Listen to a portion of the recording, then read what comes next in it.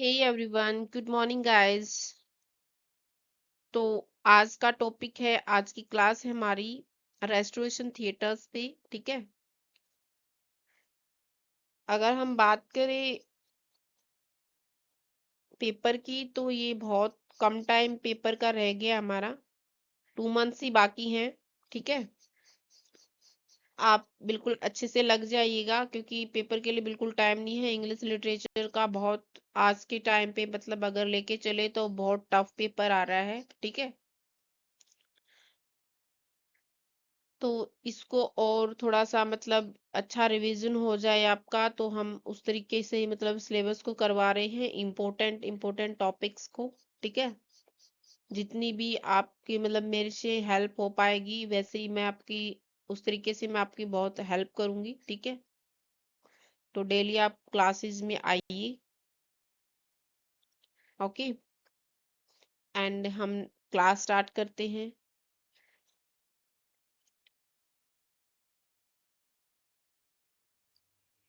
आज हम डिस्कस करेंगे रेस्टोरेशन थिएटर्स पे। रेस्टोरेशन थिएटर्स की बात करें तो हम कुछ हिस्टोरिकल बैकग्राउंड के बारे में डिस्कस कर लेते हैं। ठीक है, हिस्टोरिकल बैकग्राउंड में क्या हो रहा था कि जो थिएटर्स थे उनको क्लोज किया जा रहा था। किन्होंने क्लोज किया इनको? प्यूरिटन ने इनको बंद कर दिया गया था। ठीक है, प्यूरिटन ने मतलब प्यूरिटन का राज आ गया था और उन्होंने थिएटर्स को बंद करवा दिया गया। ठीक है, अगर टाइम टाइम पीरियड की बात करें तो ये क्लोज हुए 1642 एंड 1660 तक ये बंद रहे। ठीक है, यानी 18 ईयर तक इनको बंद कर दिया गया था। उस टाइम पे प्यूरिटन का राज था। ठीक है, यानी ये जो प्यूरिटन थे, ये जो थिएटर्स एंड जो प्ले थे उनके खिलाफ थे। ये उनके खिलाफ मतलब बुरा मानते थे। जब ये होते थे तो इनको अच्छा नहीं लगता था। ठीक है, एंड वापस से मतलब रीओपन की बात करें, थिएटर्स को रीओपन किया गया रेस्टोरेशन में। ठीक है, तो मतलब एक ऐसा किंग आया। ठीक है, एक ऐसा किंग आया जिन्होंने मतलब परमिशन दी रीओपन करने की थिएटर्स को। अगर उसके नाम की बात करें तो ये किंग चार्ल्स टू है, जिन्होंने मतलब दोबारा से रीओपन करने की परमिशन दी। ठीक है, उससे लोगों में थोड़ा सा फिर से मतलब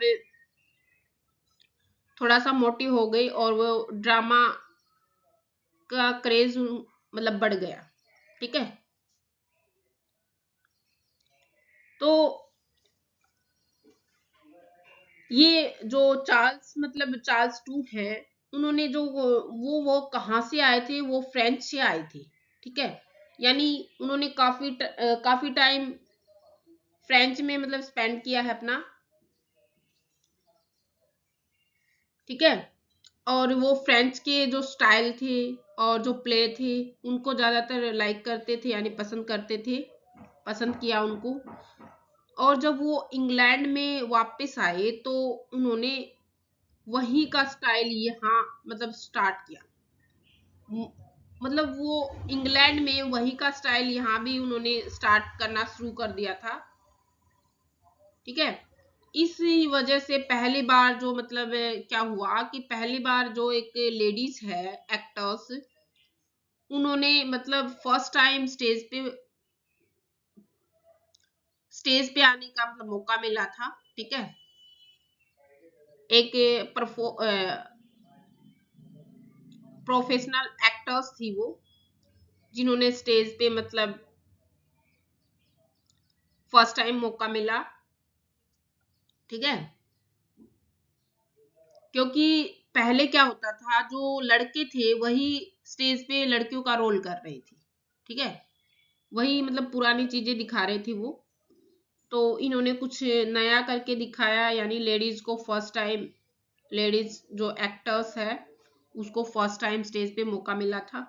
ठीक है, अगर उसके नाम की बात करें तो जैसे क्या, जिसके हम नेम की बात करें तो ये है अफरा बैन। ठीक है, जो फर्स्ट टाइम स्टेज पे आई, एंड वो किसके लिए फेमस थी? ठीक है, वो राइटिंग के लिए फेमस थी, ना कि एक्टिंग के लिए फेमस थी। ठीक है,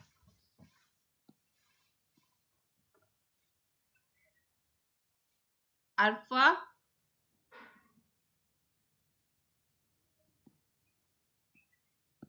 ठीक है, बैन।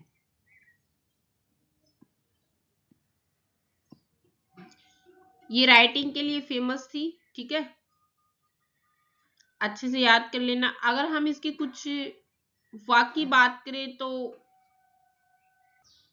इसका फेमस प्ले था ती रोवा। ठीक है, ती रोवा इसका फेमस प्ले था। ठीक है, एंड हम बात करें जो फर्स्ट लेडीज थी एक्टर्स, किसने मतलब पहली बार स्टेज पर एक्टिंग की थी। ये क्वेश्चन इंपॉर्टेंट है, इसको आप अच्छे से देख लेना, नेम याद कर लेना। ठीक है, एंड इन्होंने सबसे पहले अर्निंग की थी स्टेज के ऊपर राइटिंग में। ठीक है, ये पहली लेडीज है। एंड हम एक्टिंग की बात करें तो एक्टिंग में फर्स्ट नेम है मार्गरेट। ठीक है, मार्गरेट फर्स्ट लेडीज थी जिन्होंने स्टेज पे एक्टिंग की थी। ठीक है, हाउजेस, मार्गरेट मार्गरेट हाउजेस। ठीक है,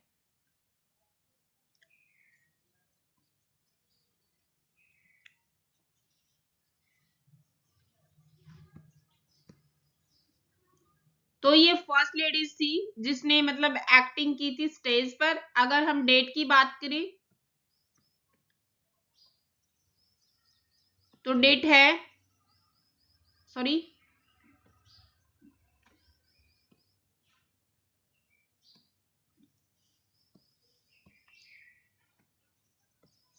डेट की अगर हम बात करें तो 8 दिसंबर। ठीक है, 1660 में 1660 में इन्होंने मतलब एक्टिंग करना तब स्टार्ट किया था। ठीक है, लेडीज, ये फर्स्ट लेडीज थी जिन्होंने एक्टिंग की थी स्टेज के ऊपर।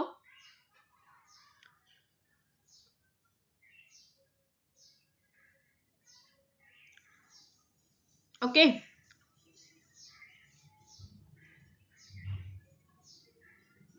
नेक्स्ट हम बात कर रहे हैं रेस्टोरेशन थिएटर्स पे। ठीक है, तो मेन टॉपिक्स पे आ जाते हैं। ठीक है, मेन टॉपिक्स हमारा रेस्टोरेशन थिएटर्स, उसके कुछ फेमस प्ले के बारे में डिस्कस करेंगे हम। The way of the world, the way of the world comedy के लिए फेमस था। यानी किसके लिए फेमस था, ये कॉमेडी के लिए फेमस था। And written by William count, written क्या, विलियम कांग्रेव। ठीक है, इन ईयर की बात करें हम, ईयर है 1700 में। ठीक है, कुछ हम अब स्टोरी के बारे में डिस्कस कर लेते हैं। ठीक है, मीराबेल लव्स मिलामेंट। ठीक है, यानी जो मीराबेल है,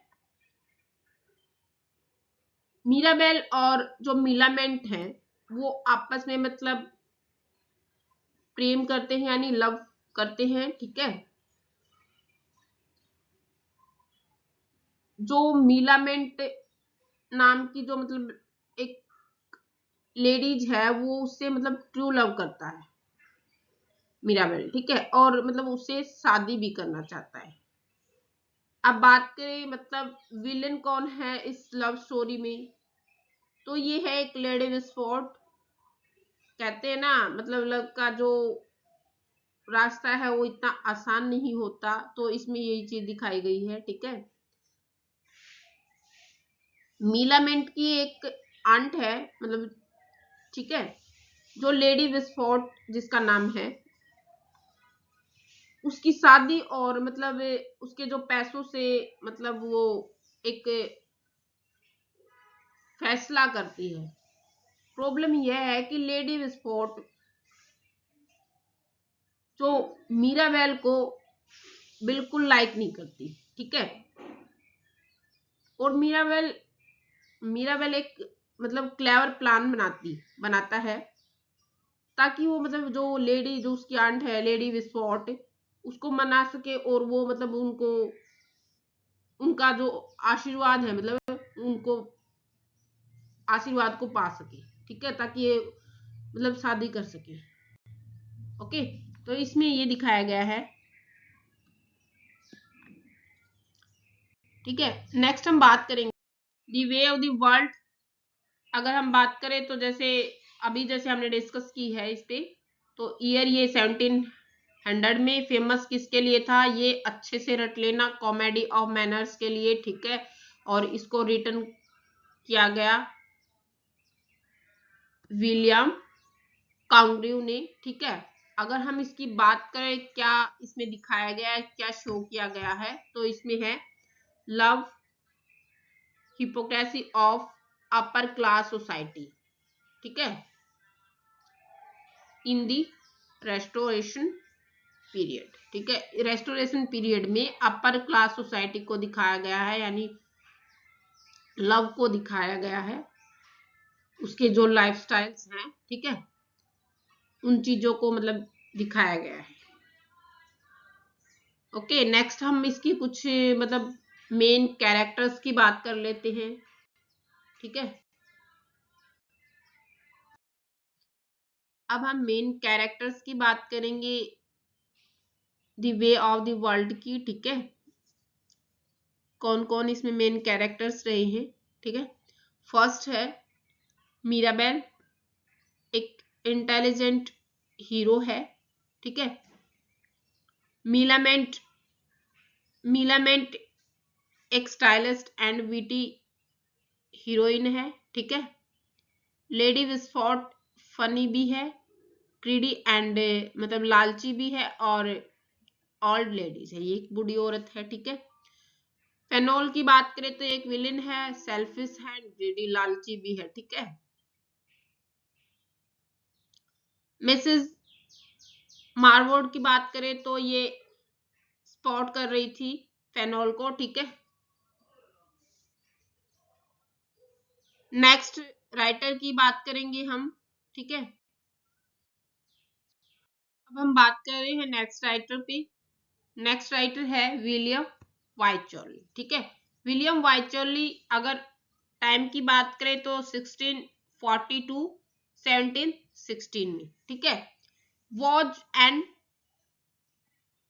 इंग्लिश ड्रामेस्टिक, ये इंग्लिश ड्रामेस्टिक थी, ठीक है।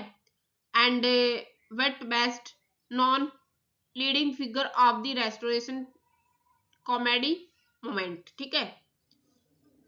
क्या है कि ये एक ड्रामेस्टिक थी और बहुत ही मतलब तेज माइंड की थी, ठीक है। एंड जो रेस्टोरेशन कॉमेडी है, रेस्टोरेशन कॉमेडी कि जो दूर का जो सबसे बड़ा जो बोलते हैं ना दूर से मतलब ये एक फेमस राइटर मानी जाती थी, दूर की फेमस राइटर मानी जाती थी रेस्टोरेशन कॉमेडी में ही, ठीक है। नेक्स्ट हम बात करेंगे इसके कुछ फेमस प्ले की। फेमस प्ले को आप अच्छे से देख लेना, ठीक है। फर्स्ट है the country wife and the plain dealer, ठीक है। ये इसके फेमस प्ले थे, the country wife and plain dealer, ठीक है। इसके प्ले में चार्ल्स टू को भी दिखाया गया है, ठीक है। यानी वो चालाक था, ब्रिलियंस था, ठीक है। और उसके जो मतलब टाइम की जो मतलब यानी जो ओपन थिंकिंग होती है उस चीज को भी दिखाया गया है, सेक्सुअल फ्रैंकनेस, ठीक है, इन चीजों को दिखाया गया है उसके प्ले में। एंड हम नेक्स्ट बात करेंगे major writers of restoration theatres, ठीक है। अब हम बात कर रहे हैं major writers of restoration theatres. First writer की बात करें हम, फर्स्ट राइटर है विलियम काउंटी, जैसे हमने डिस्कस की, इसकी स्टोरी को थोड़ा एक्सप्लेन किया, मेन राइटर्स किए, ठीक है। फेमस प्ले की बात करें तो फेमस प्ले था इसका the way of the world, ठीक है। ये किसके लिए फेमस था? ये फेमस था कॉमेडी के लिए, ठीक है, कॉमेडी के लिए फेमस था, कॉमेडी ऑफ मैनर्स के लिए फेमस था, ठीक है।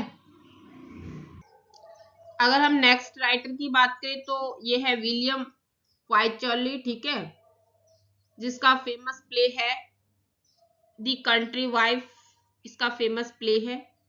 एंड ये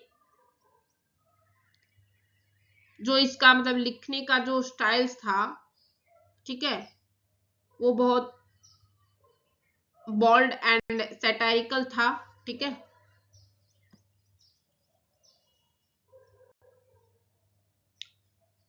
अब हम नेक्स्ट राइटर के बारे में बात करेंगे। नेक्स्ट राइटर की बात करेंगे हम, ये है जॉन डारेडन। जॉन डारेडन की बात करें तो इसका जो फेमस प्ले है वो है all for love. All for love, all for love किसके लिए जाना जाता था? तो ये एक मतलब ये जो जॉन डारेडन है वो ट्रेजेडी के लिए मतलब फेमस था, ठीक है, यानी दुख भरे प्ले थे इसमें, उनके लिए ज्यादातर जाना जाता था, ठीक है। नेक्स्ट हम बात करेंगे, नेक्स्ट हम बात कर रहे हैं जॉर्ज एथरेज की, ठीक है। जॉर्ज एथरेज की बात करें तो इसका फेमस प्ले है the man of the mod. The man of the mod इसका फेमस प्ले है। अगर हम इसकी बात करें मतलब प्ले में क्या दिखाया जाता था, तो इनके प्ले में उस जमाने का मतलब जो फैशन वाली दुनिया है और उनकी जो लाइफस्टाइल को मतलब दिखाया गया, ठीक है, उनकी लाइफस्टाइल्स को दिखाया गया, फैशन की जो दुनिया है, ठीक है।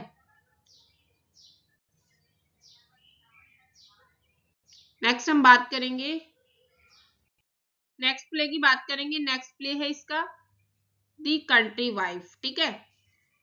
अगर बात करें कब रिटर्न किया गया, तो ये 1675 में रिटर्न किया गया। एज फेमस था ये कॉमेडी ऑफ मैनर्स, ठीक है, रिटन बाय विलियम वाइचर्ड, ओके।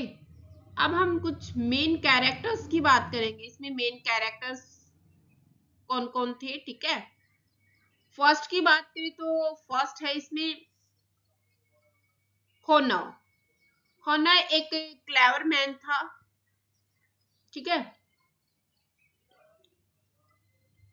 ये एक मतलब शादीशुदा जो लेडीज है उसको मतलब इम्पोर्टेंट करने को मतलब एक इम्पोर्टेंट करने का एक नाटक करता है, यानी सेड्यूस करता है उसको, एक मैरिड लेडीज को, वुमेन को, ठीक है। नेक्स्ट हम कैरेक्टर की बात करें, नेक्स्ट कैरेक्टर है इसमें मार्जरी पिचवाइफ। मार्जरी पिचवाइफ, ठीक है। ये एक जो पिचवाइफ है, मिस्टर की पिचवाइफ है जो, वो एक बहुत सीधी सादी लेडीज है, ठीक है, और बहुत मासूम है,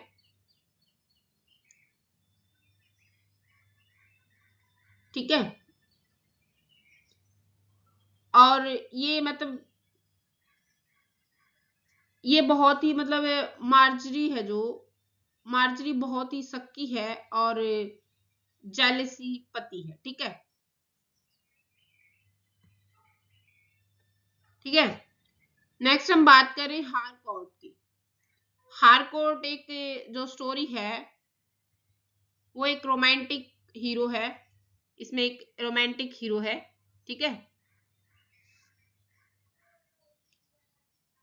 नेक्स्ट कैरेक्टर की बात करें हम, नेक्स्ट कैरेक्टर है इसमें एलिथिया।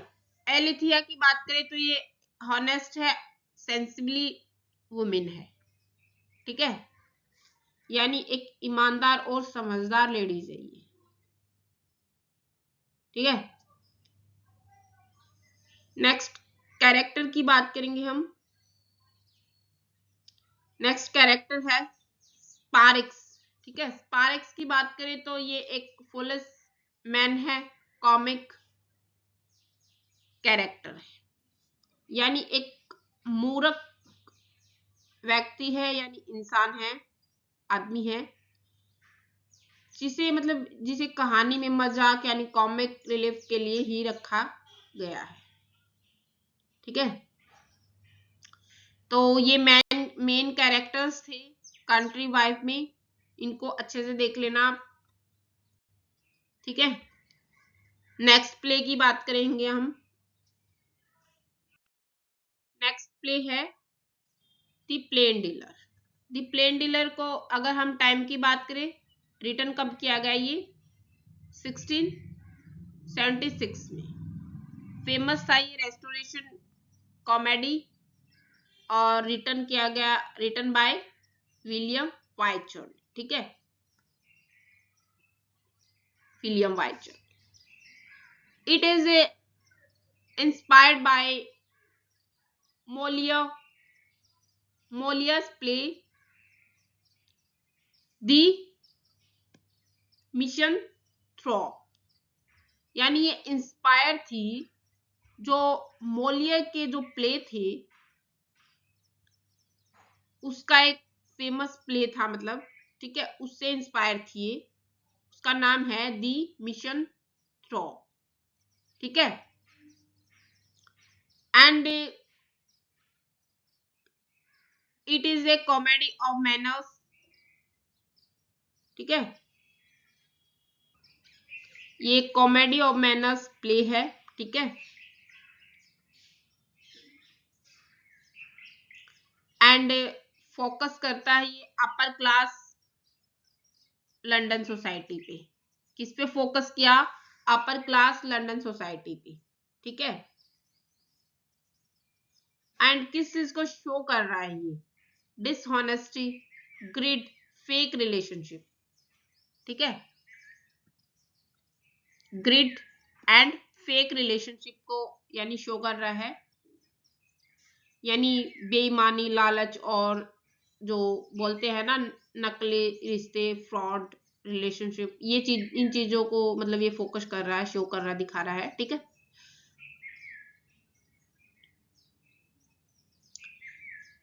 And the hero different from other because honest and straight forward,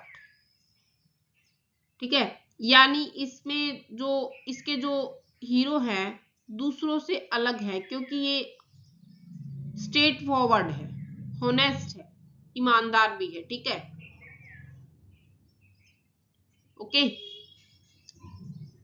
तो आज की क्लास यहीं तक थी हमारी, नेक्स्ट क्लास में मिलते हैं हम शाम को, एक ग्लॉसरी ऑफ लिटरेरी टर्म्स, ठीक है।